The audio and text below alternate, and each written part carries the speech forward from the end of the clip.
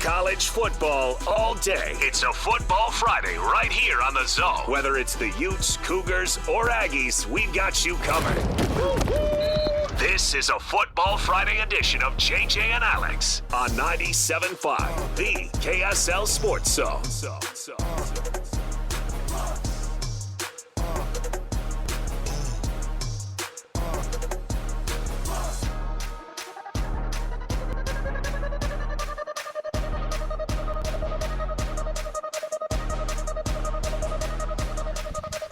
All right, everybody, welcome on in. It is JJ. Getting Alex. JJ started today. It's Friday, baby. Don't get me started on it. Hey, you guys heard it from him. Yeah. You don't have to hear it from me. But that's a great start to a show. Don't even get me started. That should be like the name of our Fox show. Take that clip, Alex. Yeah, Take you know that what? clip nap. Now that Mark Sanchez doesn't have a gig, can we hire him for our new show? Don't even get me started. That sounds like a great idea. Hey, Sanchez, what happened? I feel like you got railroaded on this thing. Don't even get me started. Yeah, I almost killed him, but I didn't mean to. Yeah, but you should have seen the other guy. Yeah, he was 70. We did see him. Oh, we saw him. The entire internet saw him, buddy. It's not good, all right? Welcome to the program. Hey, it's a Football Friday. We've got a beautiful view. I mean, what is this? This is probably this is like a 270-degree view of the entire valley here. We're facing north. We're at Harriman. Or we're in Harriman at the home of Mountain Ridge High School, who are going to be hosting Harriman tonight. So it's like a battle of brothers, right? Kind of a Brothers. half brothers. Oh, there's no brothers here tonight. Yeah, brothers don't like each other most of the time, but there's still a little love that See, that's even better. Zero. Well, it's like my two sons. Then it's like This is a war tonight. Technically, they're brothers, but they don't want to claim. They still one. live in the same They're house. not the Wayne brothers. All right, I happy get it. and they're singing. If you left these two teams in the same room overnight, it's a death match. Oh, it's yeah. only fine. one team's leaving. From the staff battle- all the way down to the long snapper. The It battle is on. The battle of the awkward, don't like to see each other even once a year cousins. And they're playing for the second time this year, I and love there's it. some bad blood. So this was the game. Remind me, too. This is the Harriman Mountain Ridge game when lightning is striking all over the it valley. ended at like 12:45 And everyone's like, in the anyway, morning. for the safety JJ of the and kids. I's in Tooele like, what the heck? I know. I And know. everyone's like, for the safety of the kids, let's put this to tomorrow. And then some of the coaches were like, Absolutely not. I will never I will never step foot on this field again if we have to come back again. So, yeah, no love lost on a playoff game like this. Man, the playoffs are in full swing. You know what's on the line for this week is a trip to Rice-Eccles Stadium for the folks here in 6A, right? Next week? Is that next week already, Yes, JJ? it is. We're going to the turf next week, Sly, Thursday and Friday. That's my home over there. So, I just love it over there. It's That's where you perfect. live, It's right? perfect. Actually, I was going to say you have a You have condo. a I got room a in the tent south in end the- zone. in the northwest. Okay. Oh, good. Northwest corner. There's a little Tent. tent. There's a little room over there. Hidden room. Nobody knows Hidden about. room. Yeah. That's why I pop out. You know the top of that building. It's reserved says- for the all-time greats. The top of the building says Utah over there. That little field house in there. You got like a little glass room. Bro, over there. you know Yes. I was supposed to be the A on that, You were? but they didn't want to pay the name, image, and likeness on that To you. back in the day. So Wow. oh shoot, he's a senior. We can't do that. So the Utah man logo Yeah, now, I see it. Yeah. Are you, right? That'd be a really nice The A on A- that building. I don't know if they were going to do it or not, but this was the murmurs. There was whispered murmurs. I was supposed to be the A on that thing. That was going to be great. well, I was just like, I'll take it. Yeah, go ahead. The Well- next they put Utah. I was like, what happened to my deal? I'm glad. Look, I'm glad you came to the show to be the big giant A on this show. So. Sly, you set yourself up. for Hey, that. no, that's every day. Now that's comedy. If you think I'm offended by that, you should listen to the warden talk to me every The day. warden. Oh, I think you said the ward. I was like, yeah, I would love to send the ward around to Whitney and Sly's house. They come knocking. No, Of course, I'm better. sure they do. They better. Hey, welcome to Football Friday. Stevenson Sylvester over here. Harvey Langi over here. Now, you guys are both wearing two separate colors. Hey, over man, there. love it. It's the end of the season. Normally, Utah and BYU plays around this time, and so Yeah, it but- feels right. And you know what's great is there's a possibility of these teams playing one another again. Oh, I love Can it. you freaking believe it? Can we get into a whole segment where we're just going back and forth on the possibilities? Well, okay. No, That's we're going what we're to. going to do for That 2 is hours. so What do you awesome. think we're Yeah, here for? So That's exactly what we're going to do today. Well, let me ask you this. First of all, Harvey, good to see you, man. Everything good? Yep. Harvey showed up Everything's with Harvey showed up with treats today. This is a different. These are different snacks for us. Harvey, it's not Harvey, it's a poop. Yeah. Hey, No, don't you dare. just trying to keep everyone warm, bring a little chocolate milk. The hot chocolate. The hot chocolate, yes. Keep everything nice and warm. Let us just be over here doing our thing. Once that sun sets, like JJ said earlier, it's going to get a little nippy, but guess what? We got some hot chocolate, baby. You know, when got some Mormon lattes. Yeah, what I was so when Hot I was moms were following JJ in here. so when I was I got a real view of capitalism when I was a kid. I sold hot dogs and hot chocolate at Husky Stadium. Capitalism? Oh, yeah. Here's why. Because as soon as the weather started to turn a little bit, you forget how insane people get. This is worth $1,000. Oh, yes. You know what I mean? You go to these games. It's watered down. It tastes like like you give them those little cups that are just watered down that you barely made any hot chocolate into. You can still see through the water. And you're like, yeah, we got hot chocolate. It's $8. Yes. And they're like, give me 14. Cost you How many do 40 have? cents. Right. So I was always like, oh, my gosh. I remember vividly. Do you remember the game where Corey Dillon ran for 225 yards in the first quarter? Yes, against San Jose State San back Jose? in the day. And I knew, I took advantage of the fact that I was walking around with hot chocolate and hot dogs at Husky Stadium. I would stay out on my route. I'd be like, You didn't even care about Get football. your You were hot trying dog- to get the money. No. I only wanted to watch a football. I'm like, get your hot dogs here. And I'm like, oh, I basically I was getting paid to watch these football games. The thing that I had to pay with, I had a purple visor on that you wore. And then, you had the little get up. Pack thing. I still have I have a picture of my sister and I, because we both did it. Wearing those things, but Can you imagine the amount of him hot with chocolate? a little purple hat, a starter jacket, and a fanny pack? Dude, I'm buying 5 hot the dogs. the starter jacket would have made it look cool. I was just a fat kid with the visor on. I looked like chubby John Gruden walking around with a purple visor on. Well, welcome back to the program. It is a Football Friday. We're gonna jump right in here. We got lots to go. Sly said, "Can we talk about the college football playoff?" I'm like, "What do you think we came here to do?" And then we started talking about hot chocolate and hot dogs. And so now I know why you asked, because we can get off of topic pretty quickly here on our Friday. So let's jump in here officially. It's a shortened show because you've got I think we've got the Jazz right after this. It's going to start up a little bit earlier. Yep, so That's why it feels like we haven't seen Pregame each show other at in 5, a while. Minnesota Yeah, at 6. Halloween yeah, last week. you got Yep. Timberwolves That's tonight. right. Yeah. So there's lots going on, and we got to jam it all into here, and we got to get this thing going. Let's kick it off officially with the cut here, top of the show. It's time for the biggest story of the day. This is what made the cut with JJ and Alex on 97.5, the KSL Sports Zone. Trajan Wealth brings you this portion of the program. TRAJAN Wealth.com. Trajan Wealth for all your trusted local needs in retirement. Go check them out. TrajanWealth.com. All right. So in the boy, it is beautiful out here. We got the copper mine to our left, as you see it. As Greg Wrubell would say, from right to left, I've got the copper mines. That's and then the mine that Bingham Miners are named after. That's right. And then we've got and then up north, I'm looking at Salt Lake City, and then over here to the right, you've got Mount Olympus, and it's just a beautiful setting out here. And it isn't that cold compared to what we could be getting, I guess, into November. So No, you'll take this. This is great football. The sun is beating down on Sly, so we're good. All right, the college football playoffs have been revealed. And this first go-around have the usual suspects in the top 15, in the top 12. But in addition to the usual suspects of your multiple SEC, multiple Big Ten teams, like I said, the people that you're used to seeing and hearing from, you now have BYU at 7, Texas Tech at 8, and then Utah chimes in at number 13 in the first college football playoff poll. We were talking about how big of a deal it is to be 13 right off the bat, because Utah's whole thing is all they can do is just win every game in front of them. They can't do anything else but just win every game in front of them. Now, here's what's the good thing.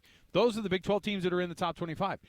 It takes you to get to number 14 with Virginia before you get to your first ACC team in the college football playoff rankings. That's great news for the Big 12. It's also, I think, kind of an indicator that if Utah is able to start to just keep doing what they've done the last 3 games, if BYU and Texas Tech can really just obviously somebody's going to beat somebody this weekend. But I think the backstop is that Utah team. I don't think you're going to see much of a slide from either BYU or Texas Tech with a loss this weekend. And I think the Big 12 is set up right now the way that they've been grouped together in these rankings. The more I think about it, I think that they can really just keep themselves with a couple of teams in there in the conversation, it's not totally out of the realm of possibility to think that a third could make an argument if that third is Utah to be able to get into that college football playoff. And on top of all that, the possibility of Utah and BYU facing off in a rivalry game edition of the Big 12 Conference Championship game. Wait. The problem is, Sly, you've got to root for the Cougs this weekend. Is that hard for you? No. The only reason I can say no is because of Kalani. If Kalani wasn't there, I'd be like, yeah, I can't do it. But I love my guy Kalani, and I would love nothing more than the face-off against him in Arlington. Yeah, at Jerry's World. And listen, that's a million years from right now. But right. The possibility is there. Million years? We're already. I know. Here's the hard truth, though.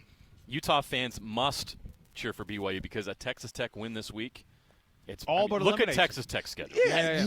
Well, here's they're the thing. not going to lose a second game in conference play. Right. I agree, but no game And then is won before it's played. Then you need BYU to lose 2 after that. That's not going to happen either. Yeah, that's tough. So you need BYU to win this game because it have drops BYU Texas win Tech out. down to a second loss, and you've got Utah, Texas Tech, and Arizona State all with a 2-loss. Houston. I think Cincinnati's possibly. Cincinnati's got Houston's not going a to stay at 2 record. losses. Cincinnati's going to stay at 2 losses. Schedule. And in a scenario with Arizona State, Utah, and Texas Tech, I believe Utah comes out on top in the tiebreak because of their dominant win over Arizona State, who beat Texas Tech. Right. Think about how wild Based it is. on the tiebreaker scenario that would play out in that circumstance. 28-point win? What's that meme with Paul Rudd on the Hot Ones show where he goes, look at us. Look at us. Who would have thought we'd be talking about this at this time of year with this BYU team and with this Utah team? I mean, the honest truth is I think there are a lot of people who feel so good right now. From a national standpoint, people see Utah and they go, that's the Utah we've seen before, right? Mm-hmm. Last year feels like more of the exception more than this year being a little bit more of that rule of knowing that that's what you get with a Utah team. BYU is ranked 7th in the college football playoff. So right now, your top 3 at the top of this of the tables in the standings, the Big 12 are BYU at 1, and then Tech, and then Utah right there behind them. The conference does so well, I think, to have teams like BYU and Utah toward the top. It makes the conference stronger when you can have some strength, right? I mean, honestly, you need biasly, No. you got to say but that. you got to have brands at the top that matter. I get you. Narrative. It's marketing narrative. I say it all the time. The whole standpoint of a football game is about the narrative and telling the story and how you start a football game, about second quarter, come out in the third quarter. It's all about telling the story. If you want to tell a story about college football by itself or even a conference, you want to have your best notable team. It's why the Big Ten didn't think that other schools were good. I want to get the Los Angeles schools. I want to get the Oregon or whatever, right? It's their narrative that they want to put in. But Utah is a notable name that's played in big games, that's have big names a part of it, a lot of NFL talent in the whole state of Utah. BYU has tons of – I didn't even realize how much NFL talent BYU has, and the quarterback pedigree, the history by them. You could just tell so many stories. So, yes, I think the conference does way better when these two are at the top. Yeah, 100%. For the Texas Tech and for the BYU game, for the Big 12, either or, if they win, whoever wins that's just great for the Big 12, nationally. And if Utah keeps doing their thing, yeah, if we're talking about the whole nation and the Big 12 in general, that's great for it. But for BYU individually, this is their opportunity to show, hey, we lost Texas and Oklahoma in the Big 12. They went to the other conferences. Who's the big dogs now in this? We all know that Texas Tech is one. We know that Utah's one when, with Utah's their history and what Coach Whittingham has done since he's been the head coach over there. Now this is BYU's opportunity to say, hey, we are for real, and we bring a lot of value to not only the Big 12, but we are a contender to always be in the top 20, top 10, and a team, to be taken with some respect. And it's huge. When people look at the playoff right now, where it's at currently with the current rankings, a lot of people nationally looking at BYU and saying, wow, they're 7 right now, but I don't know. I don't know about that. Because they don't have that marquee win this year other than Utah, right? What's the biggest win on their schedule? If they beat Texas Tech in a top 10 showdown in their building at 10 a.m. in the morning, You don't have that criticism anymore. Right. BYU can vault their resume by getting that win and validate their number 7 ranking in the college football playoff rankings. That's why Saturday is so important for BYU. Now, there's some desperation with Texas Tech in this game. Oh, yeah. A second loss for Texas Tech is devastating to their playoff hopes, and then it puts their spot in the Big 12 championship game in jeopardy with that tie-breaking scenario I just played out. Texas Tech feels more pressure in this game. BYU has a mulligan, but BYU has a lot to prove here. If they really believe they're the 7th best team in the country, they should win on Saturday and get that marquee win, so everybody has to pay attention to them and say and validate that ranking. Look, we need to start giving the Cougars some love. They deserve to be there. That's their chance on Saturday. Here's what's good for what this weekend's game is, because there's part of you that goes, man, BYU and Texas Tech get ranked 7 and 8 in the first college football playoff rankings, and then somebody's going to tumble immediately, right? Because that's the way it works. I say tumble, whatever version of that's going to look like. And will the committee use that as an excuse to drop them below some SEC teams? They'll drop them further than an SEC team at ranked 7th losing to an 8th team would go. Correct. But I wonder how far that tumble is going to be. We'll see. And there's still a lot of football left. It's about not losing that second game. I mean, that's honestly 100% for BYU. For everybody. BYU, yeah, you can't look at the teams right now that they're trying so freaking hard, because they'll say, hey, look, a Texas team with 2 losses, we can sneak those Joel guys Klatt's in. making the case a 9-3 Texas is a lock. Yes, and it makes me so mad. You want to know why that is? conversation. Because if they finish 9-3, it means they either beat Georgia or Texas A&M.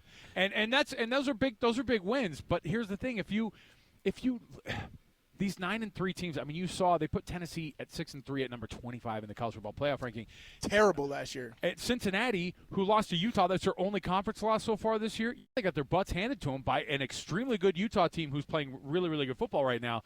And they didn't even sniff the top 25 rankings of the college football playoff rankings right off the bat, because you see where they have these teams across the board. However, when you see those rankings and you see where these teams are the SEC and the Big Ten do this.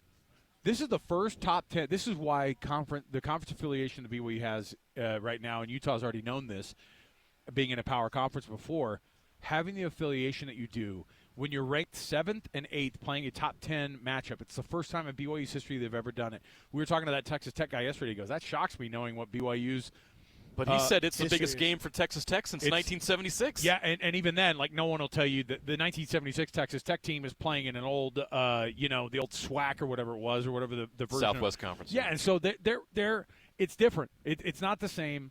It is the biggest game for BYU in their history, which, again, knowing their history is wild.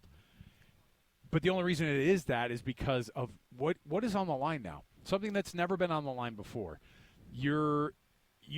The way they determined national champions, unfortunately, in 1984, it worked for BYU's favor in that 1984. It also feels fake in a way. And I'm not trying to take the national championship away from BYU, but everybody knows every year we had to do this dance of, well, are you the AP champion, or are you the College Football Writers of America champion, or are you the USA Today champion? Like, when I was a kid growing up, like, I was taught, hey, Washington's a national champion. And people in Miami are like, no, you're not. And I was like, I didn't even know what people across the country were saying, that Washington weren't the national champions in 1991. Oh, no, they're not. Well, who is? Well, no, Miami over here. Well, why didn't they play each other? Well, you got the Orange Bowl down there. That's their affiliation. You guys are affiliated with the Rose Bowl. Don't talk to us. What are we doing? So now we have the closest version to a legitimate college football championship that incorporates more people than we've ever had. Yep. And a bigger pool to draw from. And the bigger pool has gotten you other teams that you've been talking about. But, again, like I said, the SEC has top 10 matchups every year. They have them almost every week at this time of the year. Because who gives them the dang rankings? 1,000%. I agree. But this is where you want to be in that same conversation. And how long is it going to last? Hopefully more than a week, because you don't want to be one of these teams that falls out of the conversation and then doesn't get back into it. For BYU, when they lost those 2 games during the season when they did last year, that's what took them out of the contention. It was only later that people go, I thought BYU got screwed by the College Football Playoff Committee. You go, they did. Say that. You're like, say that when it's happening, not after. And Utah's a case study, to your point, where their losses came earlier in the season, and they've been kicking butt since. People have forgotten about the 2 losses 1,000%. already, and they're number 13 because the metrics love them. That's the Urban Meyer effect, right? Like, I think he said it one time, because he's had an undefeated season before that, and he goes, would you want to go undefeated? He's like, no. He's like, I don't want to go undefeated. I'd rather have my loss. But if I want to lose it early in the season. And then you start sneaking in. It's for that reason right there. You start sneaking in. You and take then your you learn from your losses, and then later you just build from there. Yeah. And then you always have remember, we don't want to be like what we were in week 4, right? And you just build from there, and that's. But I diss on Notre Dame all the time. I hope those guys lose this weekend to Pitt. It's another one of these. I hope they do because their schedule's always front loaded. It's always. But last year, what happened? They front-loaded the schedule, and then they ended up losing to a Northern Illinois team that we all looked at each other and went, what?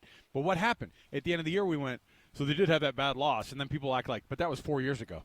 I was like, no, it was a couple months ago. It was 2 months but we ago. forget. And what ended up happening? To their credit, not only did they lose that bad game, they won all the games that were in front of them, and they even won the games to get to the national championship game.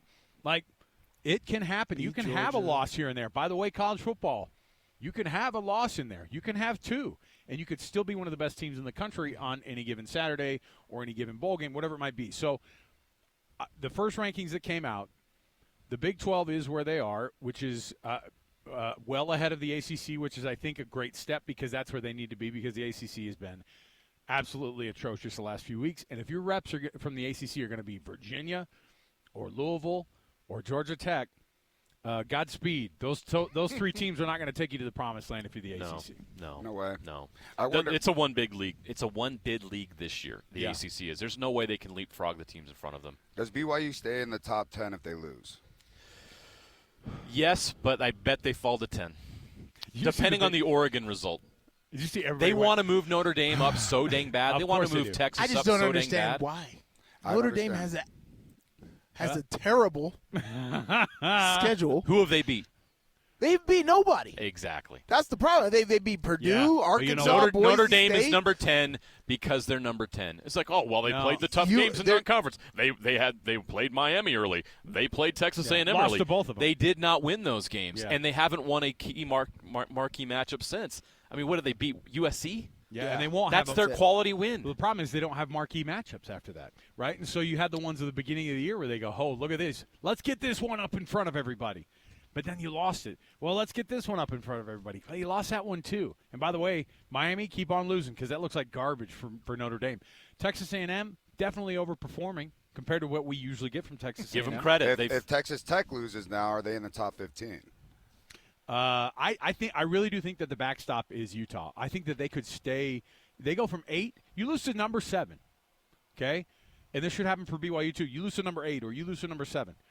You slide to, if you're BYU, you probably slide to 10, maybe even 11 because they love trying to figure out where they can put Texas. You can't change the rules just because it's not the SEC or the Big Ten. But I think that you have to be fair. I think but they won't be. If Utah is the backstop and they stay at 13, and we've talked about this because the committee will maybe go, well, they had a bye this week. They had a bad bye.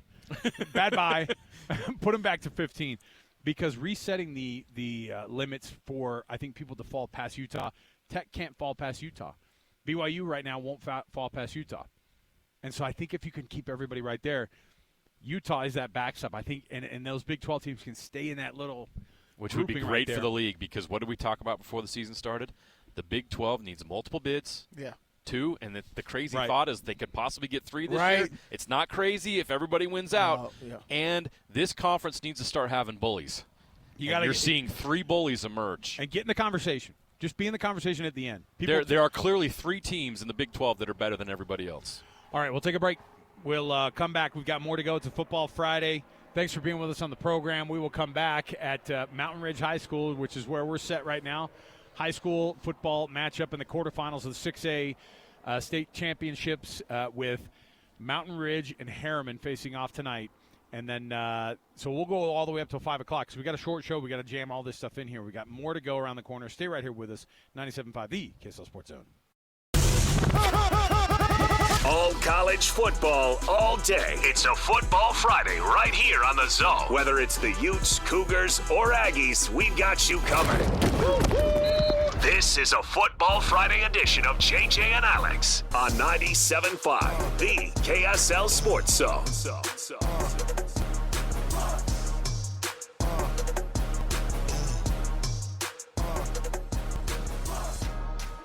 All right, everybody, welcome back. It is JJ and Alex, 97.5, the KSL Sports Zone. Thanks for being with us on the program. Alex, Kirry, Jeremiah Jensen, the usual.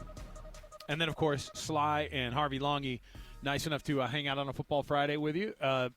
Harvey, you nailed it. Perfect weather out here. It's just like, look, we're just talking football. We're just hanging out in the sun. It's November, and it's like 57 or 58 degrees. We're almost to 60 degrees, man. Like, can't ask for much better. I just hope it holds up for this when we're doing the Turkey Bowls here in a couple weeks so I can blow out my Achilles in nice weather. Hey, man, knock on wood, man. Hopefully you've got a lot of money in your HSA account. You know how, listen, always prepared. You know Why you said that last year? I play in 2 in the morning, and on my way back, one of my good buddies is like, "Please just stop by. Just stop by." They had a little tournament, and they were in the championship game. Like, just stop by. Settle down. You know, he was recruiting me. And I was driving by, so hey, I pulled over, and went in and played. Caught a couple passes to help out. You know, stopped a couple.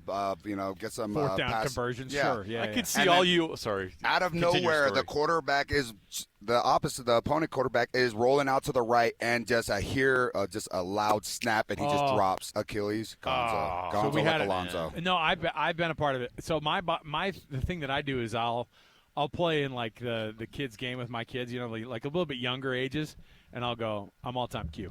That's what I do. Hang back. Hot route. Hang back. Hot route. I'll just play. Just go stand over here, please. Oh, I'm all-time quarterback. Sorry, you guys. That's all I'm doing. I could see you former NFL guys just driving around town on a Thanksgiving morning and just dropping in on turkey bowls. It's interesting. Hey, it's you need a interesting ringer? you asked. It's interesting you asked. I'm ready to go. I happen to be in Mill Creek right now. Sure. Whoa! And my cleats are in the car. Oh my gosh! What a coincidence! I guess I can play. I've definitely witnessed the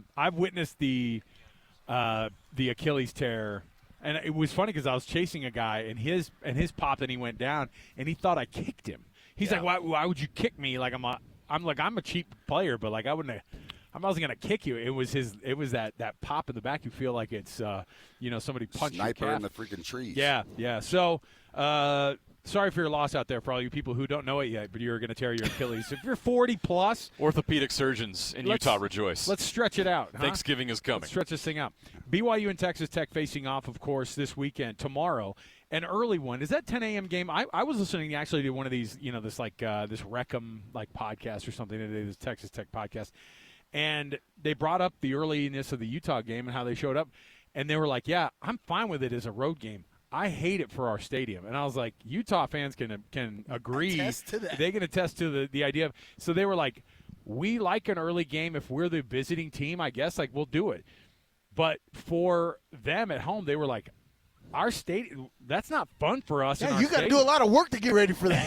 So fireworks at 10 a.m. aren't that spectacular. No, they don't track as well at night or during the daytime as they do at night. So does the 10 a.m. kick matter for these two teams as they face off tomorrow? It mattered for Utah, but that almost felt like it was a little bit more of a.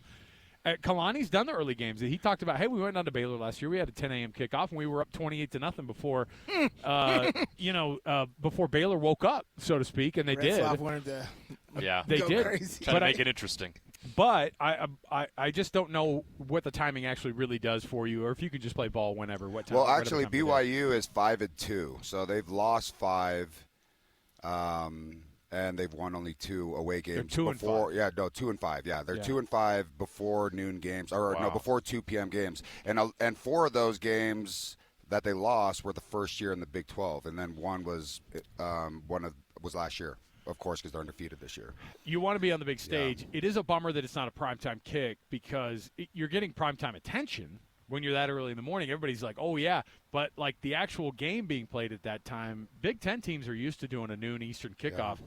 The Big 12 teams are not used to it. Yeah. And, at night, they are like 9-1 or like 10-1 or something at night when they travel and go play if it's past 4 p.m. So I just think sometimes when you travel and then you have to wake up right away, and right when you wake up, you have to have everything packed. You have to be in your attire that you have to be on the bus. You have to make sure you have your playbook and everything. Bro, it's so fast. I'm so superstitious, and timing is huge in football. Coaches are very superstitious as well if you ever manage the schedule. But, like, for me, I had to bump everything up. If we had a 10 o'clock kick, I'm up at 3:30. Wow. You have your 4 hour before meal. You gotta because crazy because you get to the stadium 2 hours before the game, right, or 2.5 hours before the game. So that's what 7:30. Yeah. Right, and then even before that, I'm doing warm-ups and everything before I even leave the hotel to go to the stadium. And then you got to do your whole warm-up routine at the stadium. And mine is so minute specific. I'm down to the second on my whole warm-up on when I get dressed, from putting my drawers on, from putting How many pair did you bring to the stadium, though? You always have to – if you don't bring a backup, I don't know what you're doing. Yeah, man. You can't be wearing tub shorts all the time. Man, you know what I'm saying? You bump up everything. You got to bump up everything, but – being awake at 3 o'clock in the morning, getting ready for a football game is weird. Yeah, and then the pregame meals 4 hours beforehand. So that's 6 a.m. And then trying to eat spaghetti at like 6 a.m. in the morning. They do. They still try to do it. Oh, yeah. They give you the chicken, the vegetables, the pasta. Because carbs before the game is great because it burns, 100%. And I burn through it. And I want to be hungry. I want to be slightly hungry right before kickoff. Yeah. You know, and so it's tough. Instead of just waking up, having a good breakfast, having your meetings, and then getting into your routine for a PM game, now you're traveling, you're in a whole different space, and then you have to get up at, exactly that, 4 or 5 a.m. just to get in your routine, maybe even before. It's very different. It's just a different beast to handle. So it's going to be tough on BYU and all home aspects, or away, Texas Tech too. Oh, yeah, Texas. If it was flipped, this would be tough for Texas Tech. I bet they don't have a great record in the mornings either, and because you're not asked to kick off at 10 a.m. that often anyway. But now with the TV schedules the way that they are, they're asking 2 Big 12 games a week be basically one on at 10 a.m. TNT game and then another on. Just make it West Virginia. Yeah, and so you should be like, if you're losing, if you have more than 3 losses by the middle of the season, your next 3 games are all 10 a.m. you got to play yourself out of that hole. I like that. The wheel of punishment if you're losing. So L.J. Martin was the big question mark. This is a guy who was leading the conference in rushing before he went down last week. He's obviously still from scrimmage the leader for this BYU offense. How big of a deal is it now that you saw that he's not just going to be playing, but that they're saying, hey, he's feeling pretty darn good.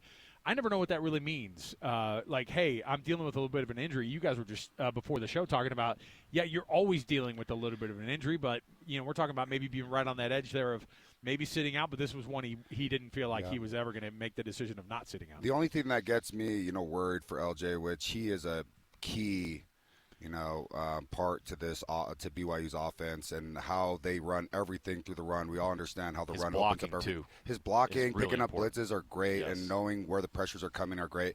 But what worries me is that if it's a shoulder, and we understand that we all play through any, hey, if this is on the line, you're going. If your heart's beating, you have oxygen in your lungs, and you can run and walk, your coach, I'm going. You're not going to take, a day off on one of the biggest opportunities of your football career at this point. But if you're a running back and your shoulder hurts and during the whole week or that bye week, he wasn't allowed to be touched. He had a red jersey on. So when you have that yellow penny. So when you have that yellow jersey or whatever it is, you are, hey, when he comes by you, everyone take 3 steps back and let him run right by you. When someone don't comes even two-hand touch. You two-hand touch, you're still getting yelled at as if you hit him. But if you get hit, and in this game, which he will, of course. You're right. And it's right there on that same exact spot, and then he hasn't felt that in the past 2 weeks, then he could really be from feeling good. Hey, Coach, I don't know. It's a little, That's what's crazy is, yes, I felt like that was the norm and narrative in college, but I remember Rashard Mendenhall. He was our running back, old running back from Illinois with me and the Steelers. And he had shoulder issue, and we couldn't touch him throughout the week. And then getting to the game, it was he was getting hit all week. He was bouncing off tackles and just doing all this stuff. So I think there's a level of preparedness, and I don't want to say professionalism, but there's a level of being a professional and getting ready for the game. It's almost muscle memory too. You're I'm only used to getting hit. Yes, because I'm telling you, seeing Troy Polamalu in practice when I first showed up for OTAs, I'm like, that's not Troy. Yeah, What? But I tell you what, that first preseason game, and he let the hair down. Yep. And he started running around like he came out of the tunnel like Tasmanian Devil. Oh, man. I'm like, oh, okay, that's him. He just smacks you, and you can just get a breeze of head and shoulders. Oh, my gosh. That was... I don't think I've ever seen Troy. Actually, no, I take that back. There was only one practice I've ever seen Troy actually run it. Otherwise, he's walking. It's not even a jog. He doesn't jog. He does the walking, and he's fitting up, and he's in the right place at the right time, and he's walking there every single time. But to add on to what you're saying, though, is in in the league, and it's starting to trickle down to college. When you do have the red jersey or the orange jersey on, they still the training staff will still take you out there, and they will have another guy from the practice squad come up with their pads and be like, hey, we need a couple reps, get them ready. And they get them prepared from a running standpoint, cardio, from hey, we're going to get you in rehab and get you all these whatever, the stems and all that, but they also get the physicality part out there too, because even when I was with the Patriots, whoever was injured and I was on practice squad, if I'm just a third stringer, like, Harv, bring your pads on over here. You're going to come in there and just hit Gronk for like 5-6 reps, but give him everything you got. So he had a yellow penny on every day. Oh, yeah. Well, yes. But, but that's the different types of preparation when it gets to when you go to the NFL. I wonder if BYU does that. I don't know. Did either of you two play with an AC sprain? You know what it's like? Yes, I have. Yes. So what's it like? It's painful. Okay. But you can play. Which is what we're told he was dealing with. That's what we're going to find out on Saturday is what they did had a LJ bye Martin week. do with an AC sprain. Because I think I had the same thing. I think I got it against the Eagles. And, man, I was in a sling for that first week. I was like, wow. I can't get surgery on this. This hurts so bad, right? And then next, I still was able to play after this. My shoulder was a little different. Right? Oh, yeah. But everything's still attached. It's just a sprain. I played. I played like 2 weeks after. So yeah, is it just pain tolerance? Yeah, which is the game. So right. Yeah. Yeah, and they have braces and stuff to help, but keep it tight. They do there's the substances tape. that are Excuse you. that help you, and then 2 days later you're just like on the ground. I've seen Varsity Don't come Blues. in here, Dewey. I've seen Varsity Blues. You don't need to explain it to me, okay? You don't want none of this. It takes all your pain away. John Voight comes into the BYU locker room. Where's LJ Martin? The big old syringe from the night. Come on, let's go. All right, let's take a break. We'll come back. We've got more around the corner. We'll get you going. I've got so many things to. Could you reference that, and that wasn't even on your top 10? Well, Varsity Blues wasn't even on your top 10. That's it wasn't crazy. Like it was my personal that was a top terrible top 10. I'm so pissed at that still. John Voight was perfectly cast for that. He was good. He was good. A mean Texan high school coach. It's pretty darn good. It's a pretty darn good football The end movie. scene when he's in the hallway by himself and nobody followed him out. Let's go. Yep. Come on. That was great. You're like, oh, my gosh. No one's following this guy out there? Oh, all right. We'll take a break. We'll come back. Football Friday continues right here, 97.5 EKSL Sports Zone. All college football, all day. It's a Football Friday right here on the Zone. Whether it's the Utes, Cougars, or Aggies, we've got you covered. This is a Football Friday edition of JJ and Alex on 97.5, the KSL Sports Zone.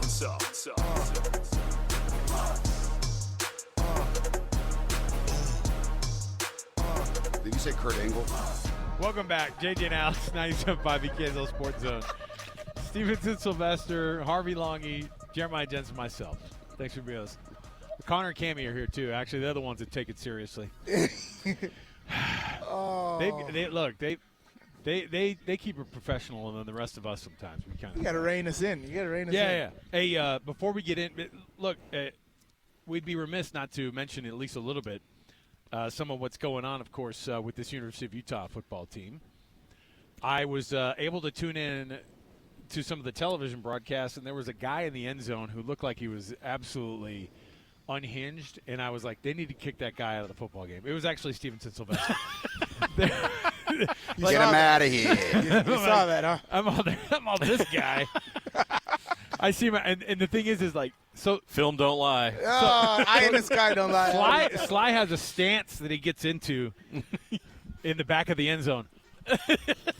You can't see it, but like this. Bro, I don't even know when I do that. I know, but Sly does this thing where he gets full wide legs, and like I know he's watching something going on right here, and I don't know at what point of the game it was, and it honestly looks like that they've said, hey, look, this is one of our assistant coaches. He's a little bit weird.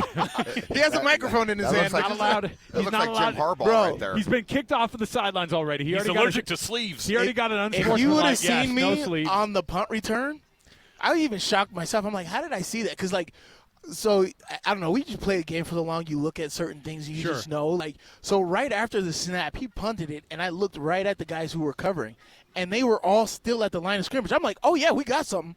And then I see him catch it, and then just the sea just parted. And I'm just like, oh yeah, and I seen it before everybody else freaking seen it, and so I'm in that stance, and he's down there. I'm like, oh yeah, we got some. Let's go, Yeah, hit it hard, baby, hit it hard. It's the guy on the hat. It's the Utah man.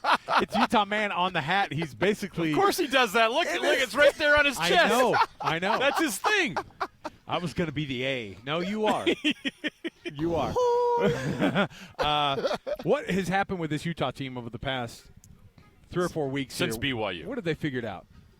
I mean, here's the thing: and this is no disrespect to BYU, and this is why football is so great because you have to bring it every single week, right? And just because you think you're a better team or you may be a better team doesn't mean you're a better team because you did not perform. Being a better team means you have to perform on the day. And honestly, I just feel like Utah's pissed off at what they put on tape against BYU. And they should. They know they were a better team than BYU, and we let them off the hook, right? But like you can know, but But as I said, it doesn't matter. That's what I was like. take Are home- they? If you don't take home the perform- results, If you don't perform at game time, it doesn't matter. Whatever you think you are or whatever, it doesn't matter. You have to perform that day, that time, because football is the biggest thing about not getting second chances, right, or not getting another opportunity. You know how much we talk in 08 about playing Florida, who won the national championship that year? What if? Yeah. We didn't get to play them. So that's just what it is. Yeah. And I think Utah is really understanding the moments right now and getting up and preparing, and it can really be as simple as coaches talking about. So they're just believing in what the coach is preaching, and they're just putting it on tape. I 100% agree. I think when you lose and you start to take a step back and you look at it in the perspective of like, what am I doing that I'm not, I'm taking it for granted. Am I showing up right when it starts? Am I staying after? Like, there's a lot of things that I could have done that maybe could have helped me change that game. So I think you're right. The small little moments, the small little details, I do believe that when you do take a loss, like, Utah has against BYU, that just allows them to just take a step back. And that's what makes great team, football great in general, is like when you get adversity, what are you going to do with it?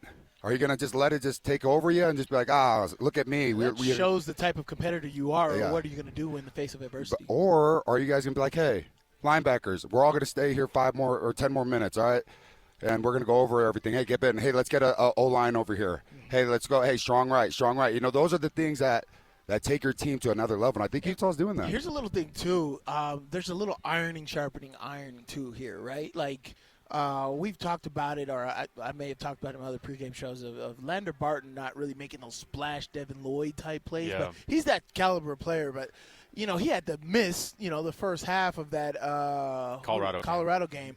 And Trey Reynolds went off. Yeah. Dude went off. So Lander's probably like, I can do better. He's playing my position and killing it and making all of these plays. And I saw Lander do better last week. And so there's a bit of iron sharpening iron when there's other people coming in and doing great, right? We see Daniel Bray doing great. Wayshawn Parker's now doing great as well, right? And so everybody's elevated. Now we saw quarterback Bert Finklin doing great. Evan Dampier's doing great, right? Devin had one of his best games of the year last week. Exactly. There's iron sharpening iron in there. Yeah. So let's hope, Tobias Merriweather's now learning. He didn't get to play last week. Hopefully he can step up in the last 3 weeks or even in big-time situations. I'm not going to let Ryan Davis take over my world, right? Well, I mean, Ryan Davis is a dog. He's absolutely – I love his attitude too. But, I just think there's a little bit of iron sharpening iron and getting better every single week and realizing the talent that we have on this team. I want to do some more on this. Let's come back. We'll chat a little bit about that. We'll get some more thoughts as to how BYU should approach this Texas Tech game as well. But I want to dive in even more to how Utah has made this not just a turnaround, but really they're just beating the heck out of people now. You can win every Wednesday on a Win Ticket Wednesday on the program. Every Wednesday we give out stuff. This next Wednesday, we're going to be giving out some stuff. How about holiday lights at the ballpark at America First Square? It's a brand new immersive holiday tradition. We gave away some tickets to it this week. We're going to do it again next week. Family 4-pack of tickets on Wednesday. For our Win Ticket Wednesday, you can go to the ballpark at afs.com to find your tickets there, or you can win them all day on Wednesday on the KSL Sports Zone. More to go. We're right around the corner. It's JJ and Alex, 97.5, the KSL Sports Zone.